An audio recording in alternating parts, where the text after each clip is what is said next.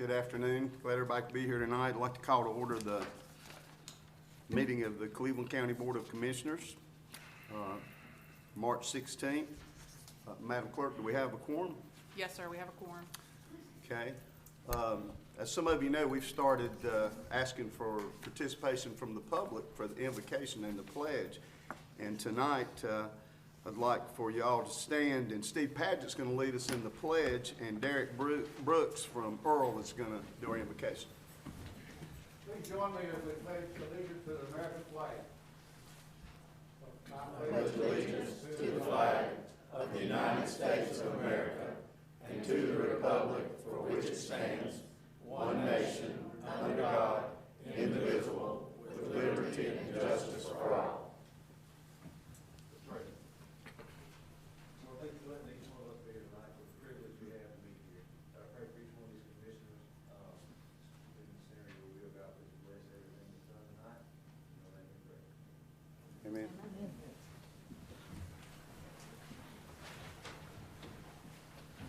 I'd like to recognize any elected officials that are here tonight. No one? I'd like to recognize any veterans that are here tonight. Would you stand and give us your, and we have an elected official, Danny Clinton just came in.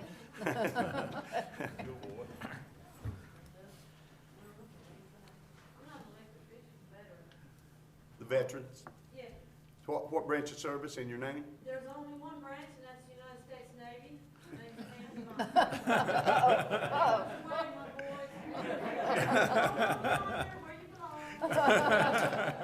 Steve Padgett, U.S. Army.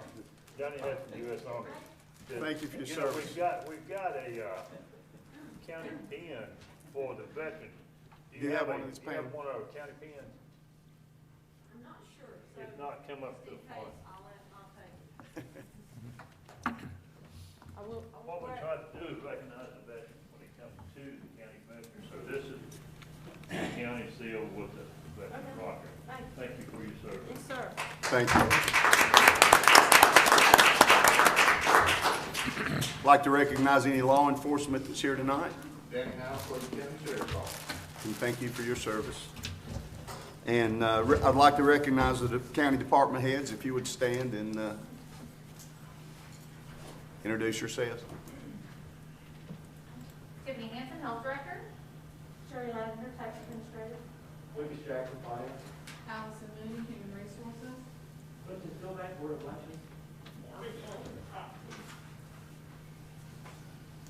Thank y'all. We appreciate all y'all do for the county, especially during this time of COVID and having to work extra hard. I'd like a motion to adopt or change the proposed agenda. So, Mr. Chair, I make a motion to amend the agenda by adding the order of collections for 2020 to the consent agenda. Okay. Anybody like a second? I'll second that. Okay, all in favor? So we added the collection. All right, and now it's time for the citizen recognition, and we have two people signed up tonight. Pam Devine, if you'd come up and, first I'm gonna ask, I'm gonna read it. No, I can read it. I just wanted to remind you Thank to you, read it. thank you. She needs to read the rules first, Pam, I'm sorry. The citizen recognition portion of the meeting is an opportunity for persons wishing to appear before the commission to do so. Each presentation will be limited to 3 minutes. The board is interested in hearing citizen concerns, yet speakers should not expect comment, action, or deliberation on subject matter brought up during this segment. Topics requiring further investigation will be referred to the appropriate county agency. Thank you very much. Now, Pam Devine, you signed up first, so if you'd come up and give us your name and your address and have 3 minutes.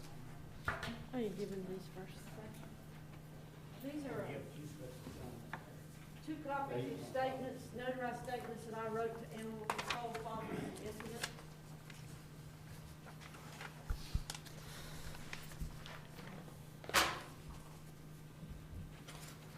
Okay, my statements here are basically a shortened, condensed version of what I gave to the commissioners. I wish to address the Commissioners concerning the actions of Cleveland County Animal Control and to lobby for changes to the procedures and policies by which they operate. On March 3rd, 2 weeks ago tomorrow, one of my family dogs, Buster, was brutally and viciously attacked and slaughtered to death by a pit bull that belongs to people who live 2 doors down across the street from me. This was a surprise attack with absolutely no warning. Buster weighed about 16, maybe 17 pounds, so obviously he was no match for this large animal. This attack took place just a few steps from my front door in my yard with my dog Buster on this 3-foot, 10.5-inch leash. I had 2 dogs with me. I have 2 dachshunds, or had 2. Both of them were on leashes and under my control. The pit bull was allowed out of a fence with a small child who had absolutely no control over this dog. The dog was simply dragging this 10-year-old girl along wherever it wanted to go. It was not on a proper leash hooked to a collar or a harness. It had some type of string or lead of some kind, and that had a very large loop tied in that thing, and that dog could easily come out of it, no problem whatsoever. While the killing of Buster was going on, one of the people at the owner's house stood in the front yard watching what was taking place, but no one from there responded or took any action to do anything to try to help, even though myself and that young child were both screaming for help.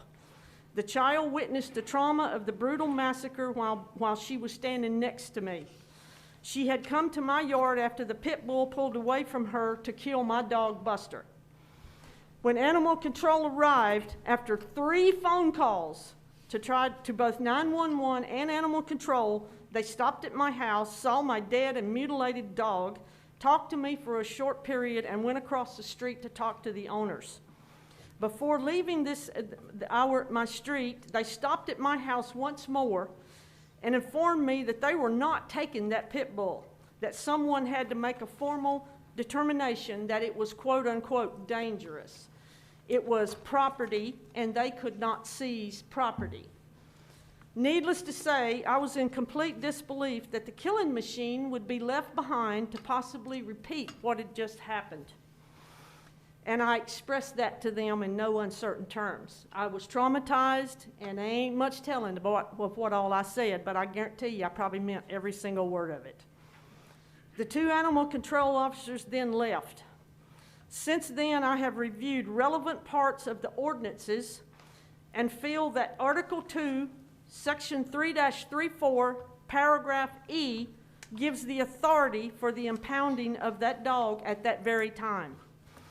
Another county official was contacted about what had transpired, and this resulted in one of the animal control officers returning to my house to bring me a form for a notarized witness statement. I did not know that this form existed, as it was never mentioned during an original response from them. I completed the form and returned it to Animal Control the next day, which was Thursday, March 4th. On Monday, March the 8th, the pit bull was still across the street. So I went to Animal Control and asked to speak to the director. I was told that the director was not there, that he was not at work that day, had been there, the last time he was there was Thursday of the previous week. So we're talking 4.5, 5 days now. So I spoke to the assistant director, who had no idea about my situation or my case, and explained to me that her responsibilities basically laid with the shelter part of animal control. Pam, I'm sorry, your time's been up for a while. Can you? Oh, has it? Yeah. Okay, I'm sorry.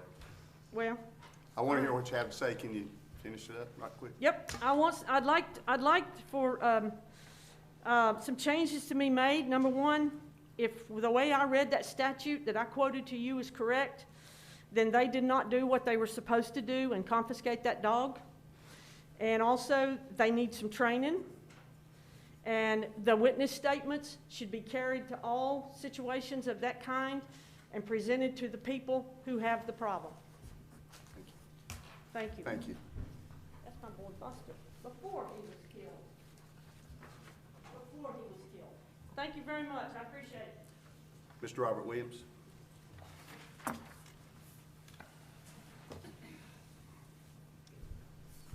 My name's Robert Williams. I live in Falston. What I want to speak about tonight is it's about item K on your consent agenda. I think that says offer of school property. Well, the way the law reads, if the school has surplus property, they have to offer it to commissioners first. This particular property is at Kings Mountain Intermediate School, and the city of Kings Mountain wants that property to build a transmission line for the casino and the various housing developments. I think Eddie Holbrook, former commissioner Eddie Holbrook, is one of the people involved. But anyway, what I want to say about this is there's no dollars being changed. It's not being sold. It's been traded for lights for the school's playground area. And the Kings Mountain Recreation Committee will be running the operation, paying the power bill.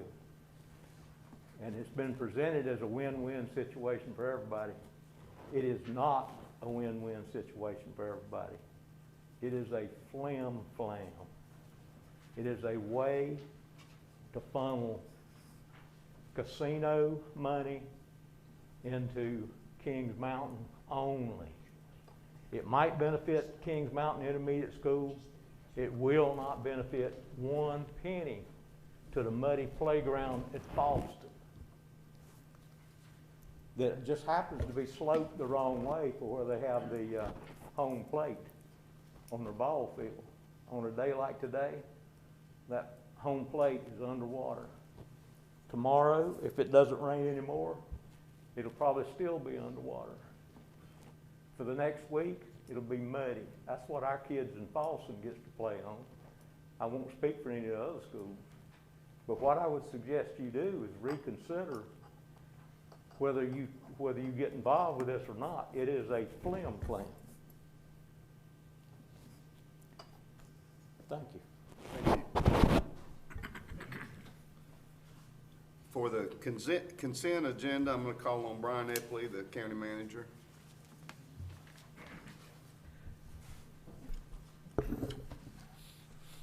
Commissioner Bridges, members of the board, several items for consideration this evening. We'll start with item A. You have two sets of minutes. Your December 15th and January 19th regular commission meeting. Both of those minutes are in your packet for review and consideration. We also have item B, tax administration, your last two previous months, January and February collection report. We concluded January at 94.54%, and February 2021 concluded at 96.46%, which is about a 0.5% roughly higher than this time last year, so certainly trending in a positive direction. Item C, also from tax administration, your January and February abatement and supplement report. For the month of January, abatements totaled $17,687.71. Supplements totaled $857,136.16. For the month of February, abatements totaled $25,610.25, and supplements totaled $175,489.75. Item D is budget amendment number 48 on the year from our health department. This is a request to budget $45,473 and a grant received from the North Carolina Department of Health and Human Services. And this funds are going to be used to help cover the existing expenditures related to mass vaccination clinics that we've been able to provide over the last few months. Item E is budget amendment number 49 on the year, also from the health department. And this is a request to budget a $50 donation. One of our Sheriff's Department officers, Officer Brooks, donated $50 to help offset some of the cost incurred to provide lunch to our vaccine clinic workers. Item F Budget amendment number 50 on the year from the Board of Elections Office. Additional CARES money flowing down from the federal government, specifically through the North Carolina State Board of Elections. It's the Help America Vote Act, $174,603. Those funds are being requested to be budgeted for voting capital to help with automated ballot machines. Item G, budget amendment number 51 on the year. This is an annual budget item, $49,200 in our emergency management department from a Duke Energy Emergency Preparedness Grant, and we'll be using that for emergency prepared capital such as underwater cameras for missing persons and a few other public safety capital needs that are currently not in inventory. Item H and I are both requests from our planning department to set a public hearing from May the 4th at your May 4th board meeting. And these are parcels owned by the same property owner. And the request is going to be to rezone from residential to light industrial so that the use is conducive to the zoning requirement. Item J, from our finance department, annually, as you recognize, we're statutorily required to have an external audit by a CPA firm. Physical Control Act requires that to happen, and each year at this point, we have to present the Board of Commissioners with our audit contract, and we're recommending remaining with Thompson, Price, Scott, Adams at a flat fee for the upcoming 21 audit.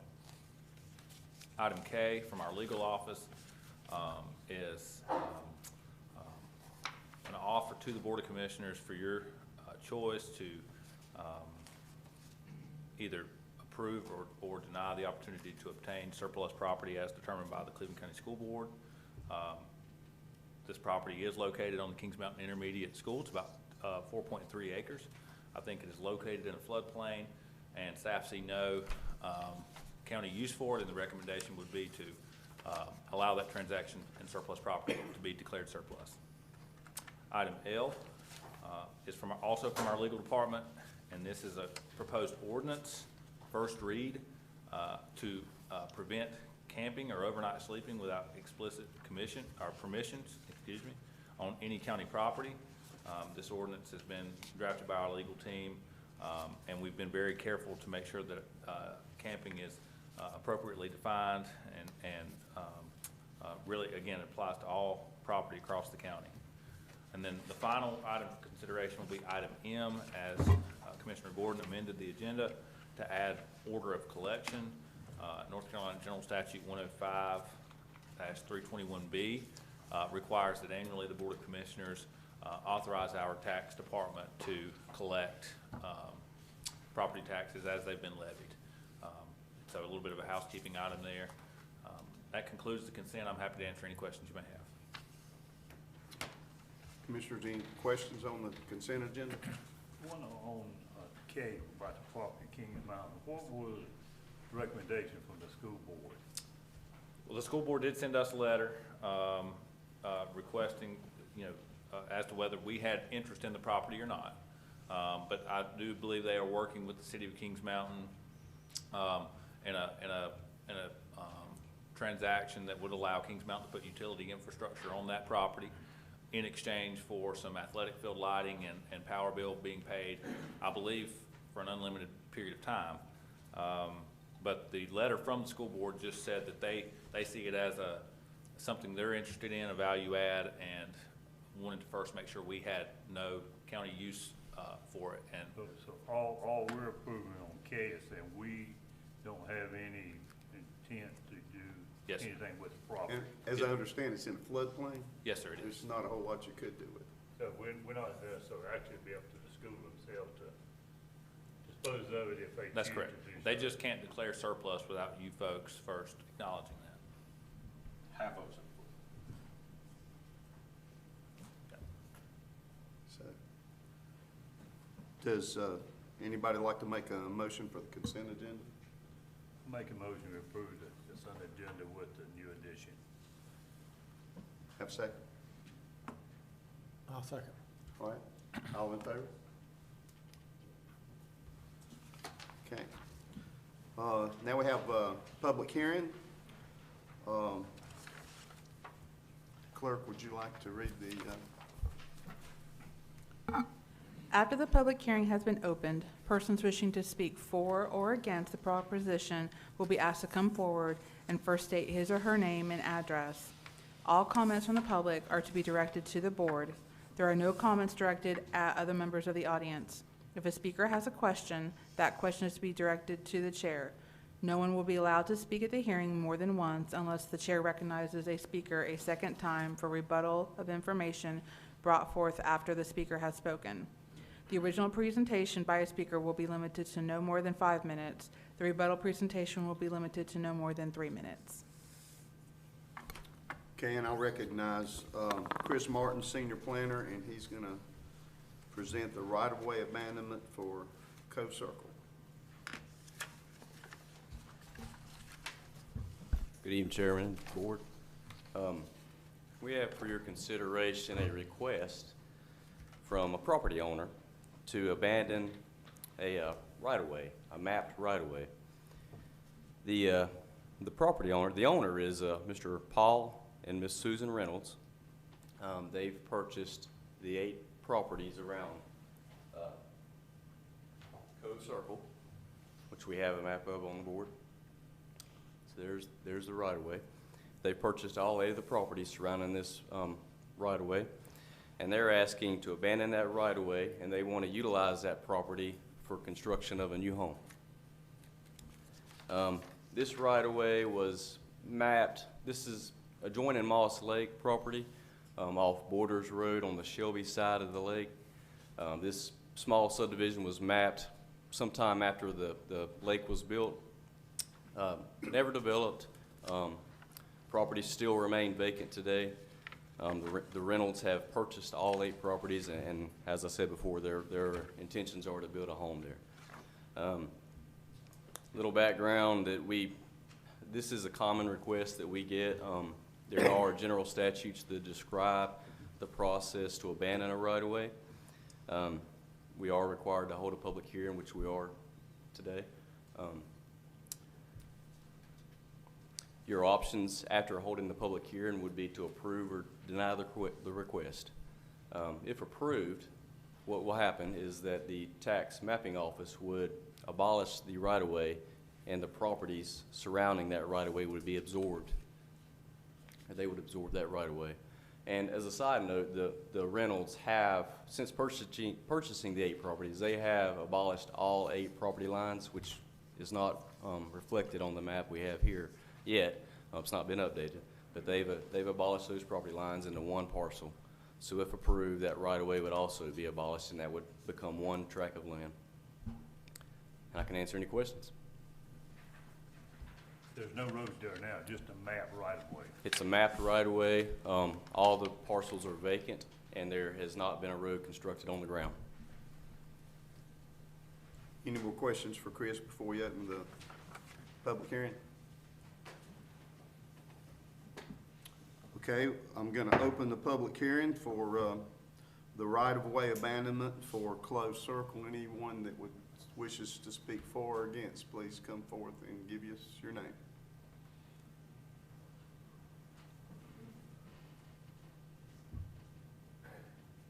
How is everybody? My name is Paul Reynolds. My wife and I purchased this property November 22nd of last year. We have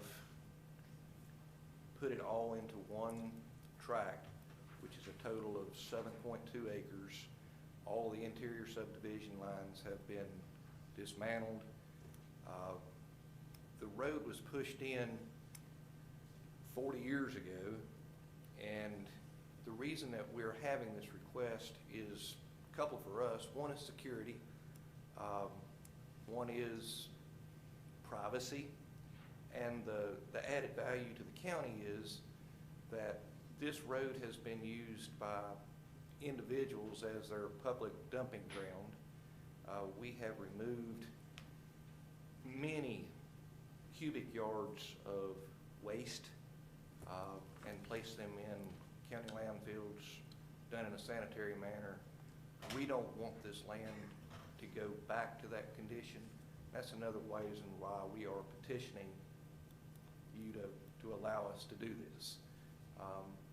It's a beautiful place. We look forward to moving to your county, and instead of having 12 lots, it will just be one lot. It'd be a single-family home that Chris has helped place. And if there's any questions about it, I do have paperwork as far as a new survey, house plans, that sort of things. But those are our concerns, and if there's any questions, I'll be happy to answer as best I can. But all I can do is ask you to help us with this matter. Thank you.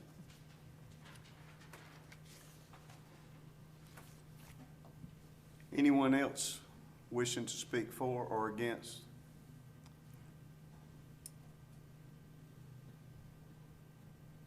Seeing no one, I'm going to close the public hearing and ask the commissioners if they have any more questions or comments about this. Mr. Chair, if there's no questions or comments, I make a motion we go ahead and proceed with the abandonment of the highway, of the right-of-way. Okay, we're having a motion by Commissioner Hutchins. Do we have a second? And a second by Commissioner Harden. All in favor, raise your hand. Okay. Motion carries. Thank you very much.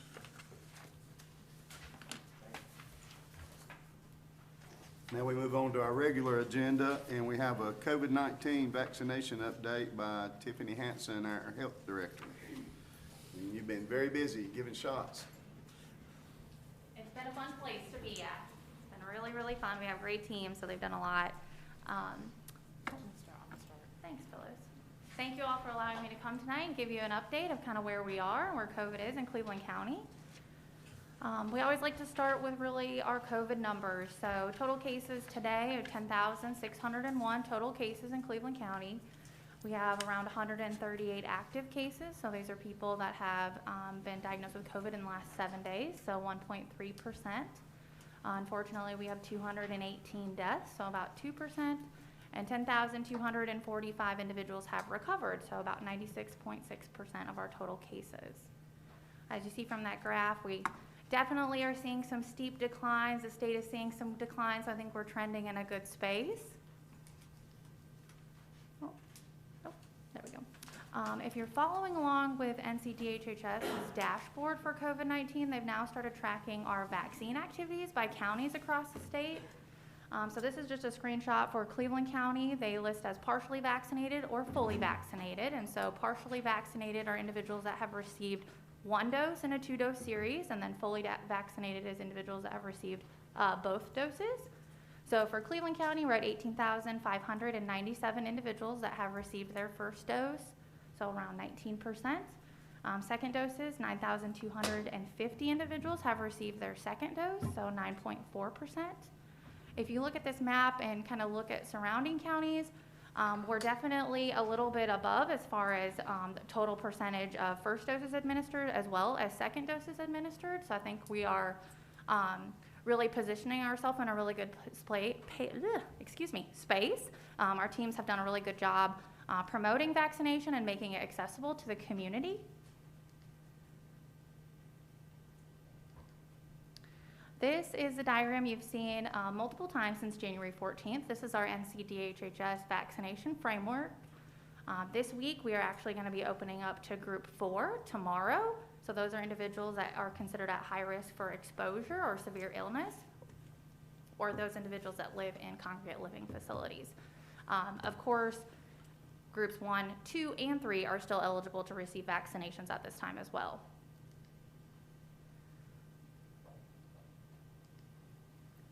A little closer look, so we get a number of questions about what Group 3 looks like. Group 3 is divided into 8 sectors, and so this is government, community services, healthcare, public health, public safety, transportation, critical manufacturing, education, essential goods, and food and agriculture.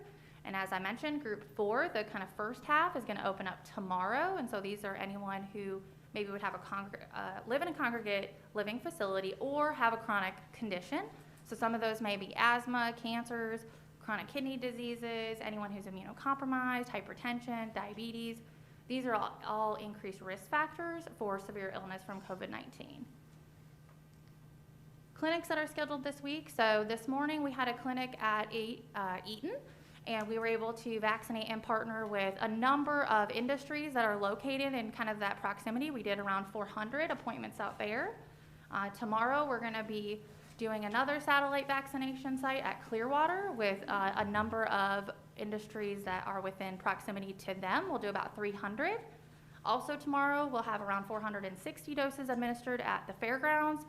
And then next Monday, we'll have an additional 1,000 appointments available at the fairgrounds as well. Inventory, this is our latest update. So far we've received 12,440 COVID-19 vaccinations.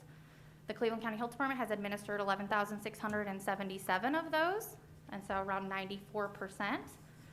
This week's allocation that came in today is 1,170 doses of Pfizer and 300 doses of Moderna.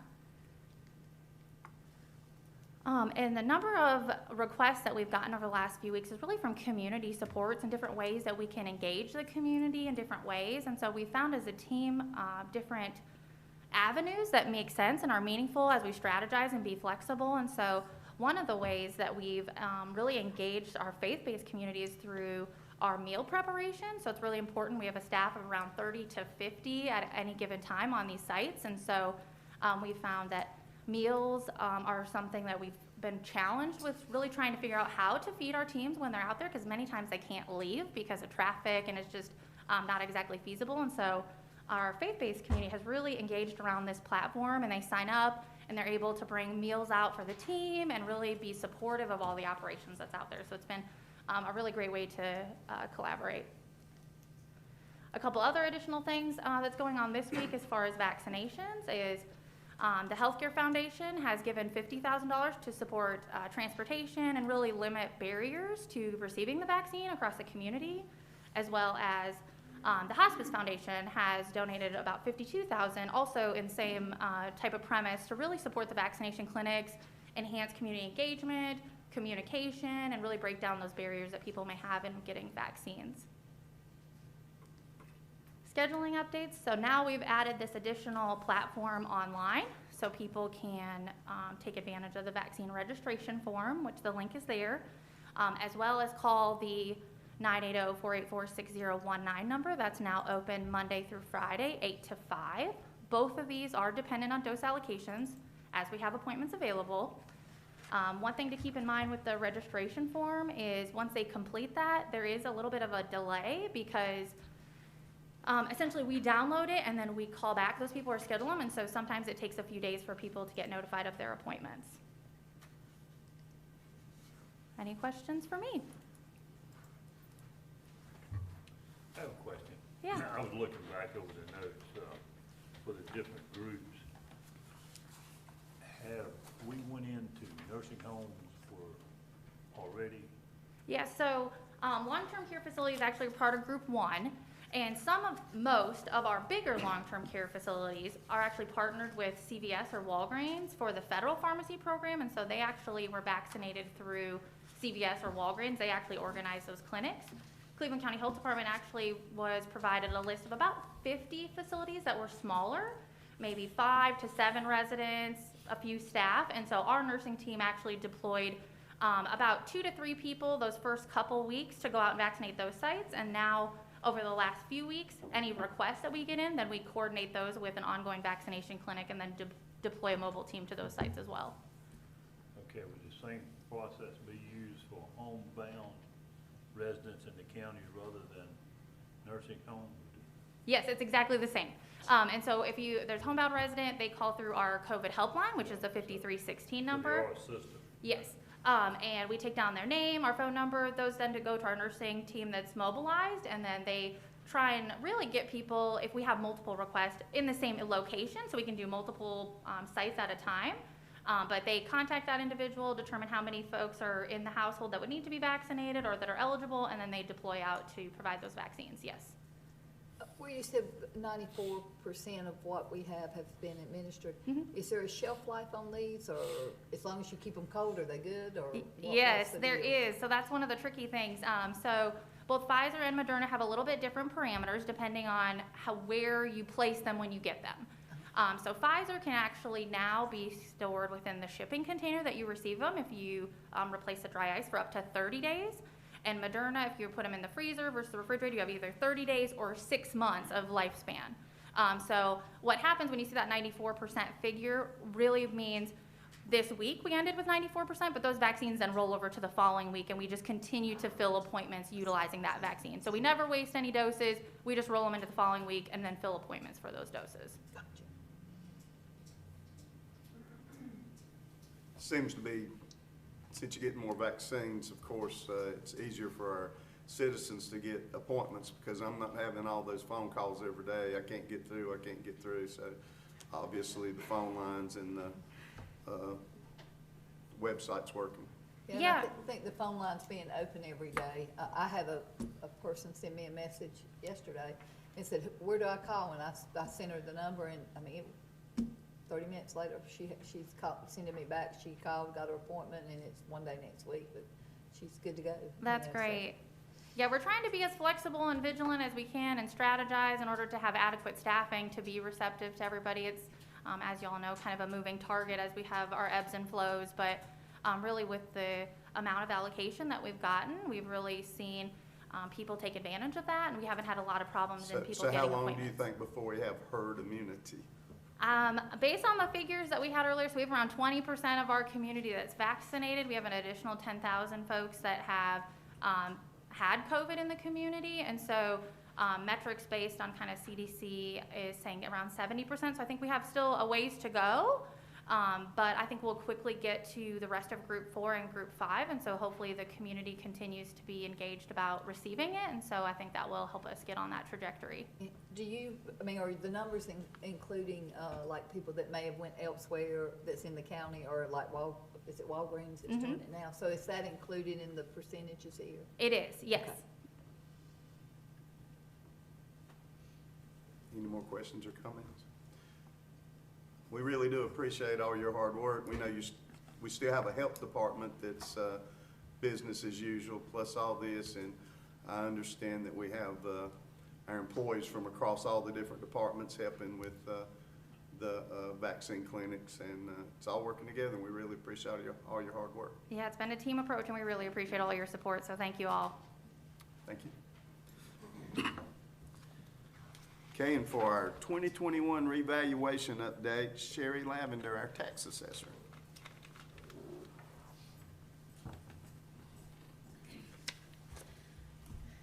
Thank you for allowing me to come and update the board on what we're doing in the tax office currently.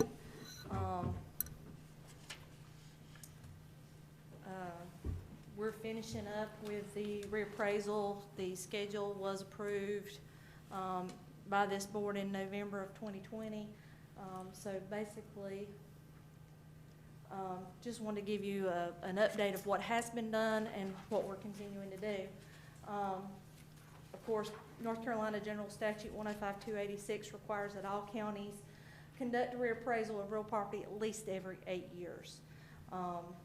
The Department of Revenue has taken on some standards for those reappraisals, and it's even being suggested in the General Assembly that they reduce that time period from 8 to 4 years, but that has not been done yet. Most counties advance their reappraisal to 4 or 5 years to reduce that sticker shock for the taxpayers seeing such a large increase. During the reappraisal process, the reappraisal team develops a uniform schedule of values. As I said, those values were adopted by this board last November. The purpose is to ensure the equity of valuations across the board. Once the schedule has been developed, it's then applied to the property data for each property within the county. And although we review all sales from a particular time period, usually within that year of just prior to our January 1st effective date, all the sales were not used. And some examples of sales that we could not use to base values on are sales between relatives, sales including personal property items such as boats or business machinery and equipment, and sale of more than one property or foreclosure sales. The application of the schedule values did not match every sales price. However, it did ensure similar properties were assessed equitably across the board. As a result, the reappraisal process, property value changes at different rates to reflect market trends within that neighborhood or property type. I've had this question come up several times over the last couple of weeks, is who's appraising my property? This was done by county staff.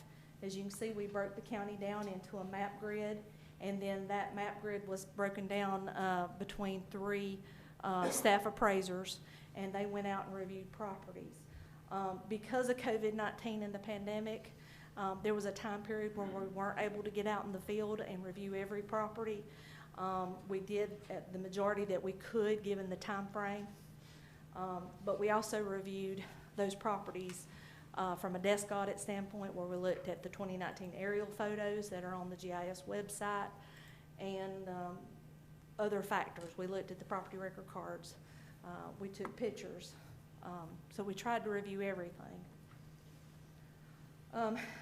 This slide I wanted to include because it shows the median values over the last 2 reappraisal cycles. Beginning in 2008, which was 2 reappraisal cycles ago, our median sales price at that time was $88,500. As you can see, in 2009 and 10, it dropped, but very little. I think that's because of Cleveland County's economic resiliency, that it didn't drop to national-wide levels during that Great Recession in 2009. And as you can see, median sales prices have continued to increase up through the 2021 reappraisal cycle. Again, under 286, we're required to do it at least every 8 years. This ended up being a 5-year cycle, but the prior cycle was an 8-year cycle from 2008 to 2016. And we have to look at our sales ratio, which is the difference between our assessed values and the sales prices of similar properties.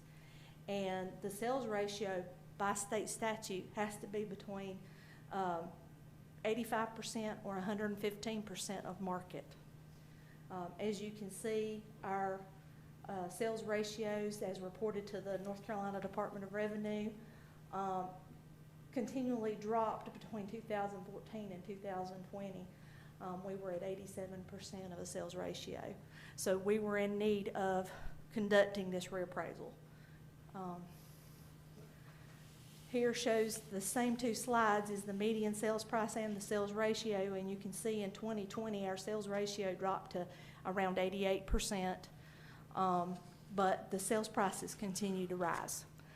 And that's just because of our assessed value staying flat from 2016 to 2021, and not having a reappraisal in between that time, our ratio dropped.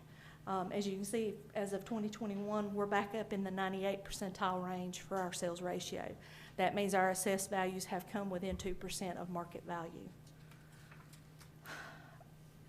This was just a request that I've had from a lot of taxpayers that wanted to know where we were getting some of these numbers. So just to pull random sales. So I pulled the first 100 sales of 2020. And you can see the average sales price and the median sales price. And then the ratio between the sales prices and our assessed values. In the first part of 2020, we were dead on at market value.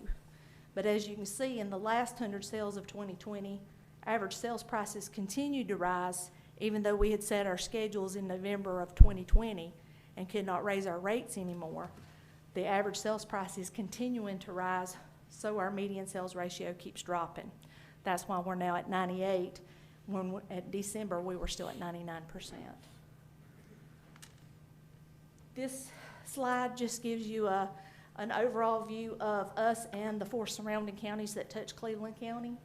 As you can see, all of the 4 surrounding counties had their reappraisal year in 2019.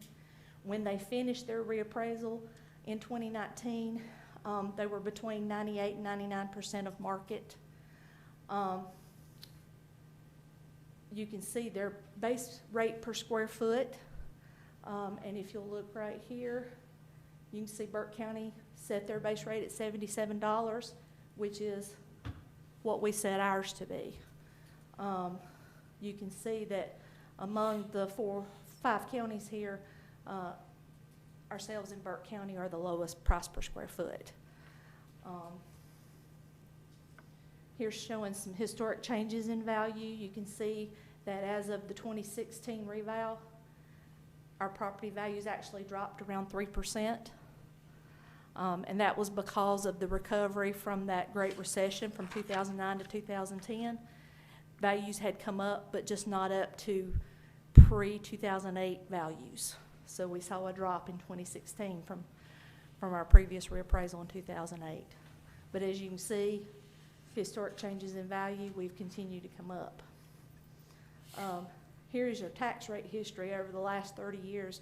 As you can see, this board has been, the county's been very proud to keep our tax rates low, and we haven't had an increase in almost 30 years.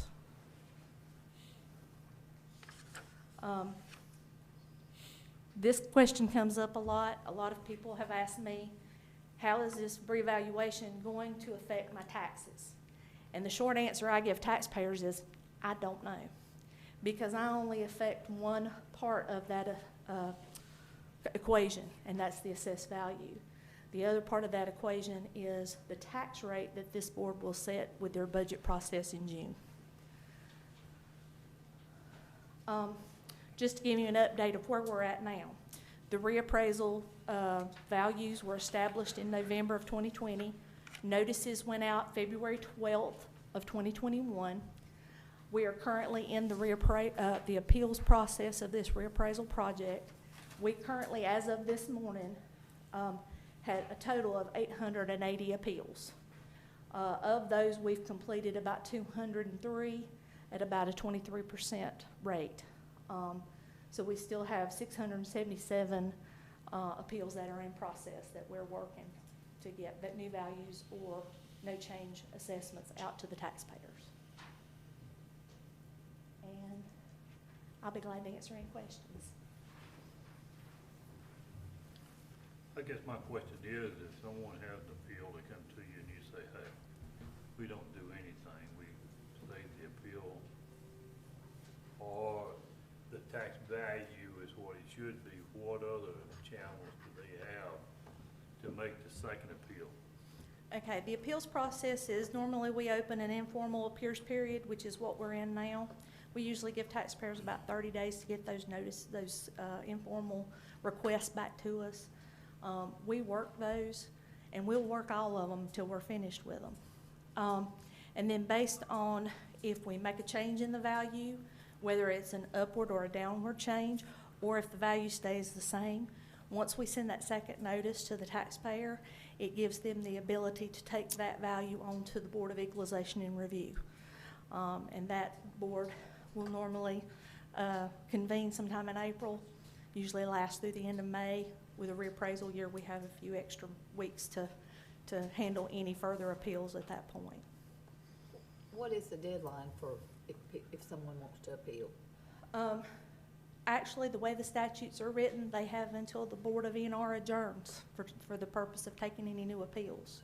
So as long as the board is in session, they can appeal their value. What's the trend? Are the people who are appealing, are you seeing that they were overvalued a little bit, or? We have found a couple of clerical errors that we have corrected. One, I believe we had a gentleman assessed with 100 chimneys, or 100, I think it was 100 fireplace inserts. So that would affect his value. We found that during the appeal. This is time for us to find clerical errors and correct those, and then compare comparable sales to make sure that we're applying these schedules appropriately. Any more questions or comments? We sure do appreciate all your hard work. This is your busy time. Thank you. Thank you. Now I'd like to see if we can get a motion to go into closed session. Mr. Chairman, I'd make a motion to go into closed session per North Carolina General Statute 143-318.11 A3, A5, and A6 to consult with an attorney in order to preserve the attorney-client privilege, to consider personnel matter, and to establish the term of an employment contract. Motion, do I have a second? Second. All right, all in favor? We'll go into closed session.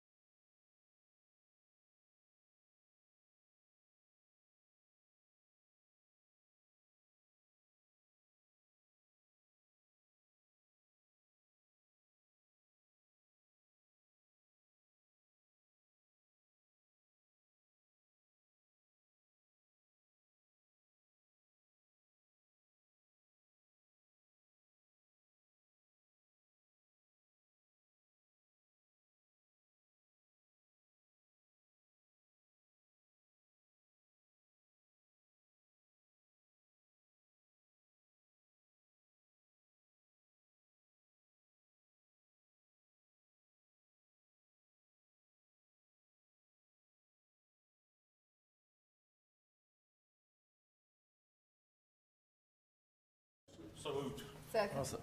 All in favor? Okay, the board took action on a personnel matter and amended terms of the employment contract. Now we're down to commissioner reports. I make a motion, we skip them. Because three people probably don't want to Second, hear them. so all in favor? So, I'll make a motion, we'll adjourn. All right, motion to adjourn. Second. Second, the next meeting, well, we need to vote. Yeah, we need to vote. And the Somebody next vote for meeting that? of the Cleveland County Board of Commissioners will be held on Tuesday, April 6th, 6 p.m. at the LeGrand Center at 1800 East Marion Street, Shelby. Meeting's adjourned. Thank you.